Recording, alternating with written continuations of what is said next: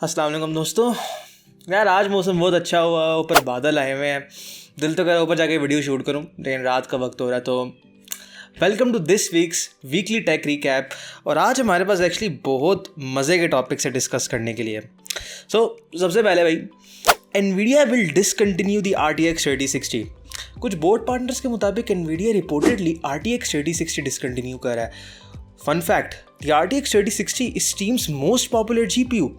अगर आप देखो ना, स्टीम हर महीने एक हार्डवेयर एंड सॉफ्टवेयर सर्वे करता है, और जुलाई के मुताबिक अगर स्टीम पे 100 यूज़र्स है ना, तो उन 100 में से 6 यूज़र्स के पास एक RTX 3060 है। यानी basically 6% of users have an RTX 3060। Second place पे आपका गुड ओल्ड GTX 1650 आता है। So we are not exactly sure Nvidia decision क्यों ले रहा है।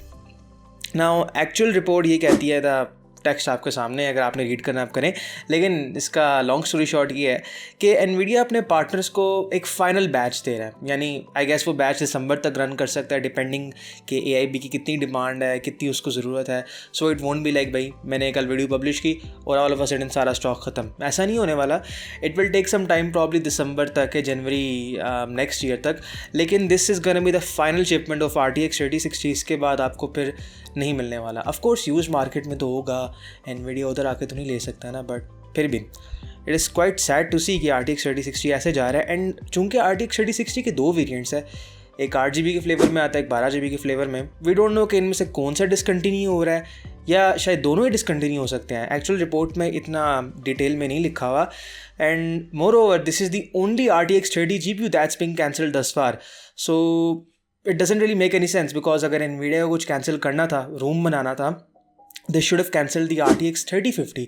बिकॉज अगर आप देखो 3050 की इतनी अच्छी रिसेप्शन नहीं है, और this is probably to make room for additional RTX 40 sales, पर RTX 4060 sales. But anyhow, next topic है Zen 5 gaming reviews are disappointing. Who would have thought? Zen 5 gaming में लिटरली Zen 5% है। अच्छा, हमारे पास benchmarks आए हैं hardware unbox से। Probably अगर आप टेक एंथुसियास्ट है या आपने Zen 5 को थोड़ा बहुत भी देखा ना, आपने ये वीडियो ज़रूर चेक की होगी। हमारे पास Zen 4 की साइड पे है Ryzen 7 7700X, और Zen 5 की साइड पे Ryzen 7 9700X। Now basically difference थोड़ी बहुत फैब्रिकेशन में आता है। Zen 5 is fabbed using TSMC's N4 process node, जो थोड़ी बहुत बेहतर ट्रांजिस्टर डेंसिटी प्रोवाइड कर सकता है। अगर आप स्पेक्स देखो तो बेस क्लॉक में एक्चुअली बहुत सिग्निफिकेंट रिडक्शन है, बट ऑफकोर्स जब आप गेमिंग या प्रोडक्टिविटी कर रहे होते हो तो बूस्ट क्लॉक्स आते हैं, which are 100 MHz higher. That is actually pretty neat given the fact कि 9700X की TDP 65 वाट्स है। इंटरेस्टिंगली 7700X की TDP कितनी है? 105 वाट। AMD का सीन है कि उनके X काउंटर पार्ट्स पे TDP हमेशा ज़्यादा होती है। सो प्रॉब्ली ये डिसीजन अभी, खैर मुझे पर्सनली भी समझ नहीं आया। 9600X की TDP 65 वाट है, 700X की भी TDP 65 वाट है। This is probably to showcase the efficiency of Zen 5। अलबत्ता this really won't make a difference, as I'll show you in a bit. Now, Hardware Unbox ने across 13 games with the RTX 4090 1080p में इन दोनों CPUs को test किया था। And the Zen 5 based Ryzen 7 9700X is a whopping 3% faster than the 7700X. That's actually insane भाई, कसम से।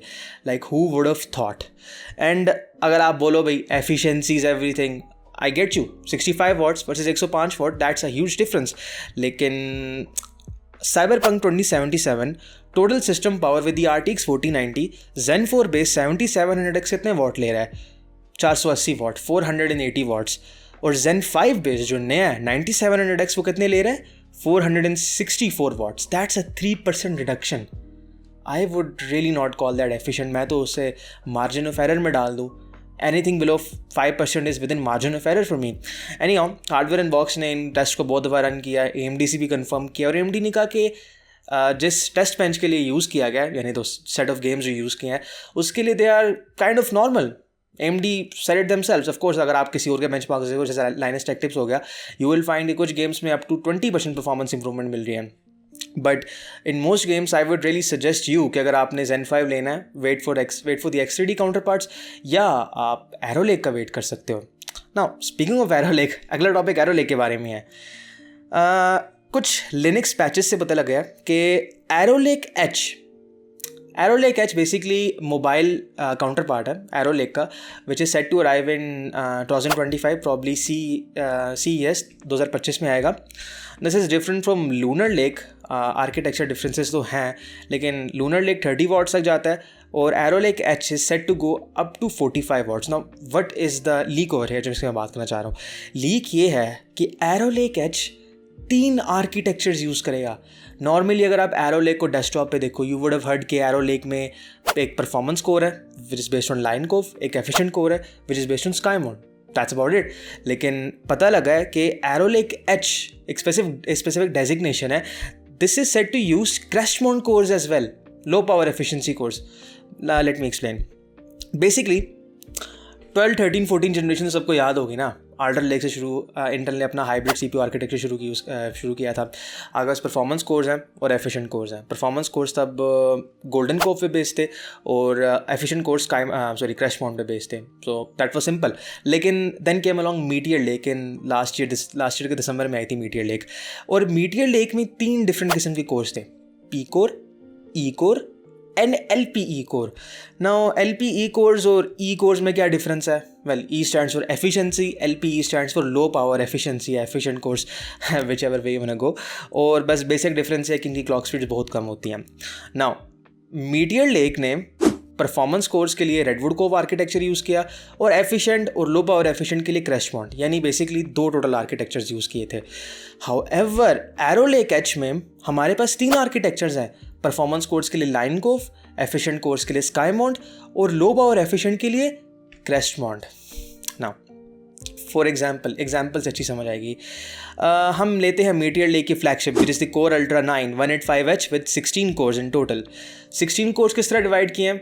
6 performance cores, 8 efficient cores और 2 लो पावर एफिशिएंट कोर्स. इन 16 course में कुल मिला के इंटेल ने सिर्फ 2 आर्किटेक्चर्स यूज़ किए. हाँ, कोर टाइप्स 3 होंगी, टाइप्स कोर की 3 होंगी, 6 performance, 8 efficient, 2 low power efficient, लेकिन एक्चुअल आर्किटेक्चर्स सिर्फ 2 हैं.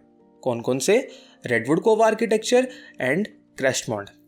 नाउ वीडियो कार्ड्स ने एक hypothetical similar 16 core CPU assume किया. उसमें आपके पास 6 परफॉर्मेंस कोर्स, 8 एफिशिएंट कोर्स और 2 low power efficient cores, similar to the Meteor Lake sample we saw above. मगर the difference is this uses 3 different architectures. अब 3 different architectures की क्या nuances हो सकती हैं? सबसे पहले स्केड्यूलिंग. ऑफ कोर्स आपने देखा तो था आल्डर लेक जब आई थी तो विंडोज़ 10 को इतने ज़्यादा मसाइल हुए थे उसकी स्केड्यूलिंग हैंडल करते वक्त. So I don't know Intel इसके लिए क्या जस्टिफिकेशन देगा, but will just have to see. Now next up, अगर आपने मेरा यूट्यूब शॉर्ट देखा है so you would know about this कि Radeon RX 6600 series is getting cancelled. ये वैसे RTX 3060 के मामले से थोड़ा सा डिफरेंट है, मतलब थोड़ा सा डिफरेंस आता है इनमें, because AMD literally just pulled the plug. यानी no more 6600s from now on. Nvidia ने एटलीस्ट एक फाइनल बैच तो कह दिया जो प्रॉब्ली जनवरी तक जाएगा, लेकिन RX 6600 cancelled. This includes the RX 6600 normal, 6600 XT and 6650 XT. Again, unlike the RTX 3060, RTX 3060 में complete batch रहता है, 6600 में कोई batch नहीं है. So you would ask भाई, what gives? मतलब AMD should have something to offer us. Yes, you're right. AMD ने ये कहा है कि RX 6600, वैसे कहा तो नहीं, ये अगेन बोर्ड पार्टनर्स की तरफ से इन्फॉर्मेशन है, it's basically a rumour / leak, but we are seeing this in effect right now. RX 6600 series will slowly be phased out by a new model, the Radeon RX 6750 GRE. GRE stands for Golden Rabbit Edition 10 GB version. So आपके लिए this could be like $300 or something. Again, not a great deal. और again एक और भी model था 6500 XT. RX 6500 XT के बारे में ये क्या कि this GPU will continue to sell until I don't know 2025, or while stock lasts you can snag an RX 6600 for as low as $179. लेकिन अगर आप नहीं लेते हो ना और 6600 आउट ऑफ स्टॉक निकल गया, then you would be forced to purchase the more expensive RX 7600 जो probably $250 तक जाता है. Not exactly a great deal, लेकिन क्या कर सकते हैं, पुराना सिलिकन मैनेज करना और इन्वेंट्री रखना, that's actually an expensive task. Now lastly, this is kind of a bummer honestly, Intel postpones its innovation event 2024. Emails और अपनी वेबसाइट पे इंटेल ने इंटरेस्टेड कंज्यूमर्स को बताया कि Intel has postponed it's plans for the innovation event 2024। इसमें क्या होता है इस इवेंट पे? अच्छा, मैं बताता हूँ। हर साल इंटेल एक इनोवेशन इवेंट होस्ट करता है। इस इवेंट पे इंटेल अपने अपकमिंग सीपीयूज अनाउंस करता है। फॉर एग्जांपल 2021 में हमने आल्डर लेक देखी विच इज़ अ 12th जनरेशन। 2022 के इनोवेशन इवेंट पे we saw Raptor Lake which is a 13th generation. और इस लास्ट ईयर हमने Raptor Lake refresh / Meteor Lake का लॉन्च देखा था। अब एक्सपेक्ट ये किया जा रहा था कि भाई 2024 का जो इनोवेशन इवेंट है, जो सितंबर आई थिंक से 25 को था, समथिंग 3rd-4th वीक में होता है, Intel was expected to launch Arrow Lake and now it's just postponed. Not exactly cancelled but postponed. Postponed का वर्ड यहाँ पे strong है, which does imply कि शायद Arrow Lake भी 2025 तक skip हो जाए. Now personally I don't believe कि Arrow Lake cancel हो रही है, या cancel तो out of the question ही है, या postpone हो रही है. Why? 2 major reasons. सबसे पहले एरो लेक के qualification samples readily available with engineers. हमने एक रिसेंट बेंचमार्क भी देखा है क्वालिफिकेशन सैम्पल्स का, एंड इंजीनियरिंग और क्वालिफिकेशन सैम्पल्स में डिफरेंस है. इंजीनियरिंग सैम्पल्स बहुत पुराने होते हैं, लाइक अर्ली सिलिकॉन टेस्टिंग में. Qualification samples are literally the same as retail samples. यानी जो अगर आपके पास इंटेल का CPU लगा हुआ है ना अपने डेस्कटॉप पे या कहीं भी, इवन इन योर लैपटॉप, उसमें और उस CPU के क्वालिफिकेशन सैम्पल में हार्डली 102% का डिफरेंस होगा. And we have seen qualification samples of Arrow Lake. Probably 1-2 हफ्तों में आप शायद प्रॉपर रिटेल सिलिकॉन भी देख लो. बेंचमार्क्स पे Geekbench 6, just keep an I out for that. मैं शायद आपके साथ शेयर भी करूँ किसी शॉर्ट में अगर कोई लीक आता है. लेकिन अगेन इसी तरह एक रिनाउंड लीकर जिसका नाम मैं मेंशन नहीं कर सकता, मैंने अपने शॉर्ट पे भी डाला हुआ है, can't really say the name, उन्होंने क्लेम किया है कि Arrow Lake S stands for desktop basically.